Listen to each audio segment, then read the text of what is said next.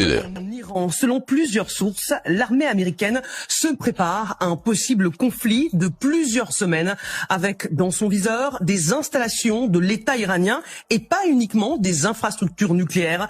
Des frappes qui pourraient se préciser. Il veut laisser sa chance quand même à la négociation, et si la négociation n'aboutit pas, oui, il y aura certainement des frappes américaines, des frappes israéliennes. Si ces négociations butent, alors à ce moment-là, il faudra y aller militairement, et que la leçon de juin dernier, c'est que quelques frappes américaines sur les installations nucléaires n'ont pas suffi. Donc oui, certainement, dans la tête du Pentagone, il faut mettre des options plus larges sur la table, et c'est ce que prépare aujourd'hui le Pentagone, avec des frappes sur le nucléaire, certainement des frappes aussi sur des installations militaires iraniennes. Parce que si on veut affaiblir significativement le régime, en frappant les centres de pouvoir, les nœuds de communication, etc., ça veut dire des frappes longues. Dans les médias occidentaux, le discours est presque unanime.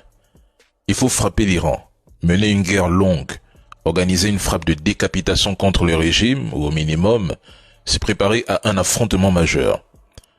Mais ils occultent presque systématiquement deux réalités cruciales.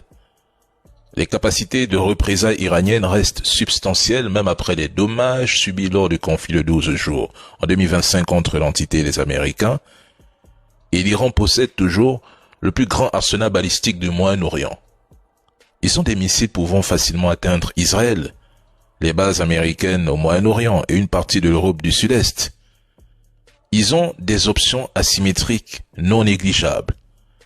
Est-ce que ces journalistes imaginent les conséquences d'une guerre longue et d'une escalade majeure? Mais ce serait catastrophique à l'échelle régionale et mondiale, surtout sur les prix de l'énergie.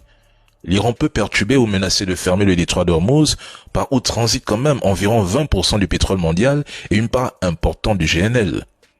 Même une fermeture temporaire ou des attaques ciblées sur des installations pétrolières feraient exploser les cours. Cela raviverait l'inflation mondiale, freinerait la croissance, mettrait même sous pression les banques centrales et frapperait durement les économies importatrices nettes d'énergie, Europe, Asie, Afrique. Les pays du Golfe seraient directement touchés avec des risques de dommages collatéraux sur leur propre production. Mais ça, ils n'en parlent pas. Tout ce qui les intéresse, il faut frapper l'Iran. Il faut attaquer l'Iran. Il faut que le régime sombre. Personne ne voit les conséquences.